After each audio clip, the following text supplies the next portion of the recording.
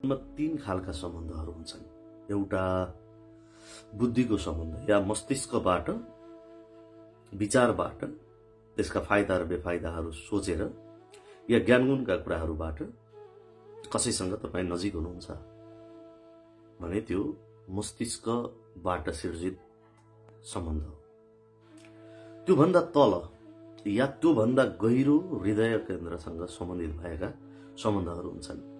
त्यसमा परिवार, बाआमा, दाजुभाइ, इष्टमित्र पर्ने भए जो हृदय केन्द्रबाट स्थापित सम्बन्धहरू हुन्छ। अर्को सम्बन्ध हुन्छ नाभि केन्द्रबाट या तपाईको त्यसलाई अठोटबाट मस्तिष्कभन्दा अझै गहिरो हृदयको सम्बन्ध हुन्छ र हृदयभन्दा अझै गहिरो नाभि केन्द्रबाट हुन्छ। या गहिरो श्वासहरू लिँदाखेरि हाम्रो त्यसको धक्का सिधै नाभिमा पुग्छ। नाभि केन्द्र किन बलियो हुन्छ भने हामी आमाको गर्भमा 9 महिना रहँदासम्म पनि त्यही नाभिबाट हामी बाँचिराखेका हुन्छौँ। चुपचाप, न कुनै क्रिया गर्नु छ न केही छ। भनेको मानिसको जन्मसँग नाभि केन्द्रको बडो ठुलो महत्त्वपूर्ण कुरा छ। केही कुराहरू यसो पनि छ, मानिसले श्वास फेर्न छोडिसकेको 5-6 मिनटसम्म नाभि केन्द्र अझै सक्रिय हुन्छ, जीवित रहन्छ भन्ने कुराहरू पनि यथाकथा पढ्नमा पाइन्छ। नाभि केन्द्रबाट सृजित हुने सम्बन्ध भनेको मित्रता हो। त्यो अझै गहिरो छ। यदि मित्रता टुट्छ भने त्यो मित्रता होइन। सच्चा मित्रता कहिल्यै टुट्दैन। यस सम्बन्धमा एकचोटि बुद्धले पनि भनेका छन् कि नाभि केन्द्रबाट मित्रताको सम्बन्ध स्थापना हुन्छ र यस सम्बन्धमा ओशोले पनि धेरै कुरा भन्नुभएको छ। तसर्थ जीवनका 3 खालका सम्बन्धहरू हुन्। विचारबाट हुने गुरु शिष्यका सम्बन्धहरू भए, हृदयबाट हुने घर परिवार, इष्टमित्र, नातागोता हुने भए, त्यसपछि आउँछ नाभि केन्द्रबाट जसले अथाह प्रेम गर्न सक्छ। मस्तिष्कबाट सृजित भएका सम्बन्धहरूले चाहिँ सोच विचार गर्छ, फाइदा बेफाइदा हेर्छ अनि त्यसले योसँग चाहिँ साथी बनेर अथवा योसँग सम्बन्धमा बसेर मलाई फाइदा छैन, मैले दुःख पाउँछु भन्ने जस्तो उसलाई फिल भयो भने उसले त्यो सम्बन्धको परित्याग गरिदिन्छ। हृदयको चाहिँ यसमा फेरि भावहरूको कुरा आउँछ। अत्यन्तै मन टुट्छ, दुख्छ भन्छौँ नि त हामी, होइन? एकदमै मन दुख्यो, अब मेरो मन फर्किन्न भन्छौँ। त्यही कुराले गर्दाखेरि हामी परिवारसँग पनि टाढा हुन सक्छौँ, नातागोतासँग नबोल्न सक्छौँ, सम्बन्धहरू सकिन सक्छ। हृदय फेरि संवेगसँग बढी खेल्छ, मस्तिष्क विचारसँग खेल्छ, तर हृदय संवेगसँग खेल्छ र केहीसँग पनि नखेल्ने, न तर्क गर्ने, तर्क पनि नगर्ने र संवेगहरूलाई पनि हावी हुन नदिने भनेको नाभि केन्द्र हो, जो सबैभन्दा तल छ र सबैभन्दा गहिरो छ। तसर्थ सच्चा मित्रता जीवनको सबैभन्दा ठुलो उपहार हो। सम्बन्धहरूमा धेरैभन्दा अगाडि छ यो। त्यसो त सबैका आफ्ना फाइदा बेफाइदाहरू छँदैछन्। यही नाभि केन्द्रको कुरा हो। जीवनको केन्द्र नै नाभि हो। भावको केन्द्र हृदय हो, विचारको केन्द्र मस्तिष्क हो। यसमा सबैभन्दा माथि मस्तिष्क छ। त अहिलेको दुनियाँ चाहिँ हृदय केन्द्र र नाभि केन्द्रभन्दा माथि उठेर मस्तिष्क केन्द्रको आधारमा बाँचिराखेको छ, जसले गर्दाखेरि दुनियाँले प्रगति त गरेको छ तर शान्ति छैन। अथाह कुरा जोडेको छ, भरिको चिन्ता गरेको छ, त्यसका लागि उसले आजलाई मारिरहेको छ। त अहिलेको दुनियाँलाई सानो ठेस लाग्यो बित्तिकै ऊ विचलनमा आउँछ, ऊ फ्रस्ट्रेसनमा आउँछ। र करिब पछिल्लो शताब्दीमा जन्मिएका महान विचारकहरूको अन्तिम अवस्था मस्तिष्क विचलनमा बितेको चाहिँ कुराहरू हामीले फेला पार्छौँ। यसको अर्थ के हो भने महान विचारकहरू जसले चाहिँ विचारहरूलाई बढी चलाइराखे, उनीहरूको पूर्वार्धको जिन्दगी, उत्तरार्धको जिन्दगी अलिकति समस्यामा देखिएको पाइन्छ। संसारमा अहिले मानसिक विचलनका मानसिक संकटका धेरै समस्याहरू देखा परेका छन् किनकि संसार यति बेला पुरै मस्तिष्कलाई मात्र केन्द्र बनाएर अगाडि बढिरहेको छ। फाइदा घाटा नोक्सान विचार तर्क यसका आधारमा चलिराखेको छ।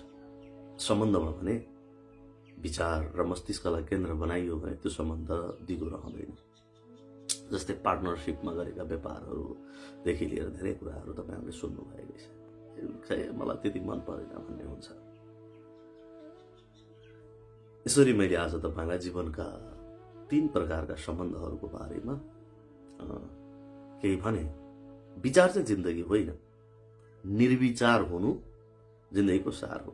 अहिले तपाई हामीले खोजिराखेको के हो भने विचार होइन, 1 मिनेट भए पनि 5 मिनेट भए पनि निर्विचार भएर बस्न पाइयो भने आहा भन्ने हुन्छ।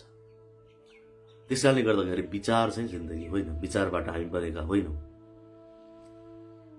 त फेरि विचार शून्य भएर यो वर्तमान समयमा बाँच्न सकिन्छ भन्ने पनि होइन, मेरो आशय त्यो पनि होइन। तर हामी यति धेरै सोच्छौं, यति धेरै तर्क वितर्क गर्छौं जसले हामीलाई के गर्छ भने विचलनतिर धकालिराखेको हुन्छ अथवा असन्तोषतिर धकालिराखेको हुन्छ। मैले अघि नै भने तर्कले, तपाईको विचारले, तपाईले सोचेर, मैले सोचेर मेरा जीवनका महत्त्वपूर्ण क्रियाहरू हुँदैन। म अहिले बोलिराखेको छु, मेरो श्वास चलिराखेको छ, मेरो धड्कन नाडी रगत चलिराखेको छ। मेरो तर्क र मेरो विचार मैले जति सोचे पनि यसलाई नियन्त्रण गर्न सक्न अथवा मैले सोचेर यो चल्ने होइन। तसर्थ नसोच्दा पनि, विचार नगर्दा पनि जीवनका धेरै कुराहरू चलिराखेका हुन्छन् र कतिपय परिवेश आउँछ जहाँ विचारको प्रयोग गर्नुपर्ने हुन्छ। तसर्थ विचार, दिमाग, मस्तिष्क, मनमा धेरै कुराहरू खेलाउनु हुँदैन जसले आफैलाई आघात पुर्याउँछ, आफैलाई निराश बनाउँछ। एकैचोटि हिँड्न सकौं, एक हातमा तलवार होस्, अर्को हातमा दियो होस्, मतलब यतापट्टि साहस होस्, यतापट्टि शान्ति होस्। एकापट्टि तयारी होस्, अर्कोपट्टि स्थिरता होस्। सन्तुलन जीवनको सबैभन्दा महत्त्वपूर्ण कुरा हो। त्यसो त म पनि धेरै कुराहरू जान्दिन। यद्यपि अहिलेको वर्तमान समयमा धेरै साथीहरू अनावश्यक चाहिँ तर्क वितर्क गरिराखेको देखिन्छ, समय खेर फालेको देखिन्छ। आफ्ना लागि त भयो भयो, अरूका लागि पनि जुन एंगलबाट पनि बोलिदिने, अर्काका बारेमा यतिकै बहस गरिराख्ने, यस्ता खालका समस्याहरू तपाईहरुले भेट्नुहुन्छ। त विचारलाई यति धेरै चाहिँ ठक्कर दिनु हुँदैन। हामी मजाले निदाउँछौं। यसको अर्थ हामीलाई निन्द्रा पनि लाग्दैन अथवा निदाउँदैनौं भने मस्तिष्क बढी खेल्छ, जसले तपाईलाई यति शिथिल बनाइसकेको हुन्छ।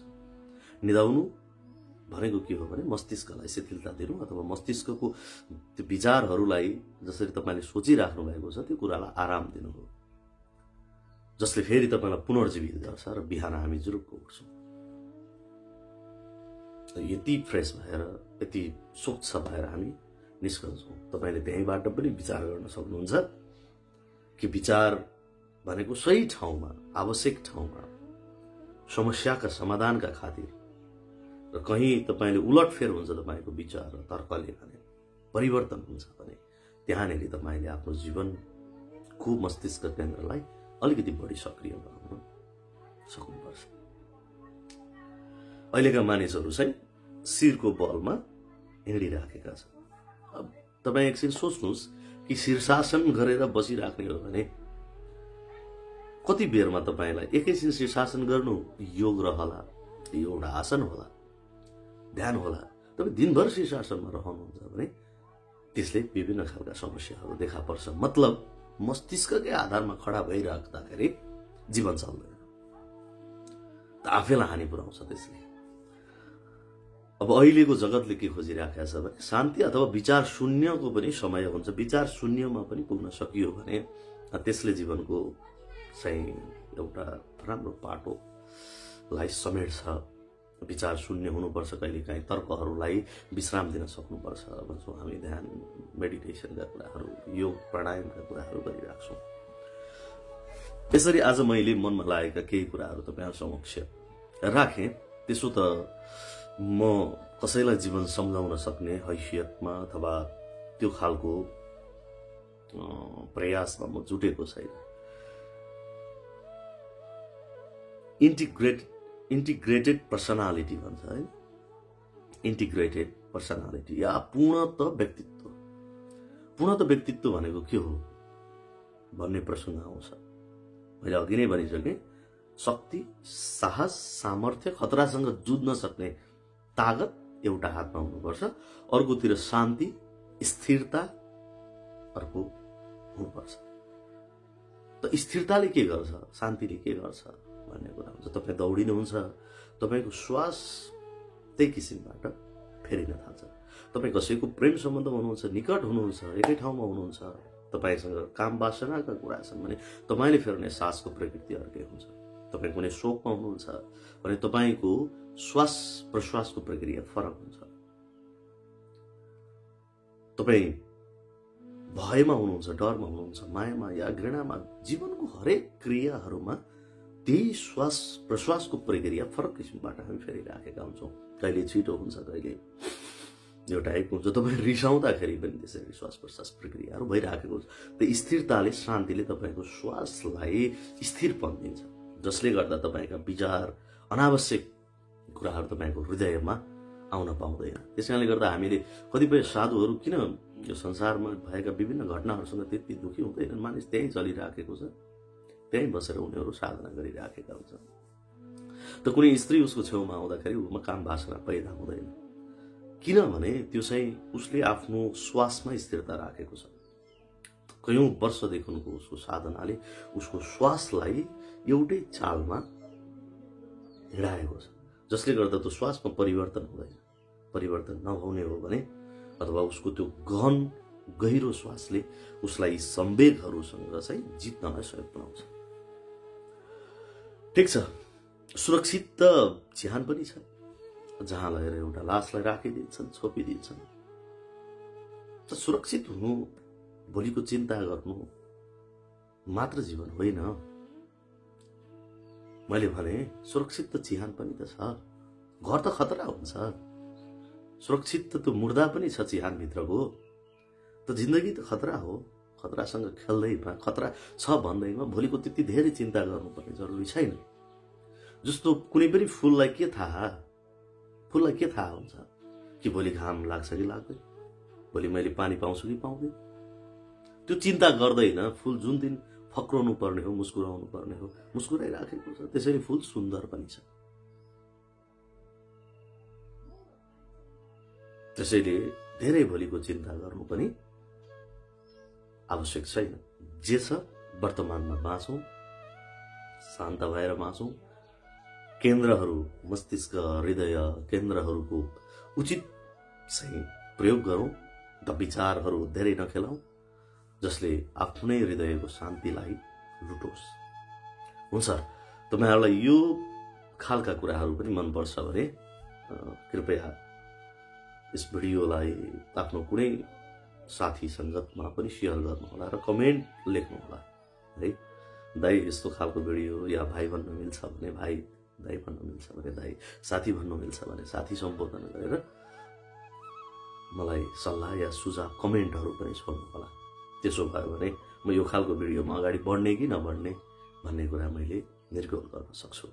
तपाईहरुलाई यस्ता खालका कुराहरूले केही फाइदा गर्छ या गर्दैन त्यो कुरा लेखिदिनु होला है, जसले गर्दाखेरि म भावी चाहिँ मेरा खालका कुराहरू, यस्तो खालको भिडियोहरू जसले जीवनलाई केही न केही कतै कुनै न कुनै एंगलबाट केही हेल्प गर्छ भने म यस्ता खालका भिडियोहरू पनि बनाउने छु।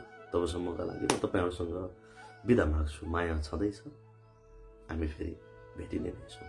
हस्त, नमस्ते। सुख हाँसेर समय व्यतीत गर्नु होला है।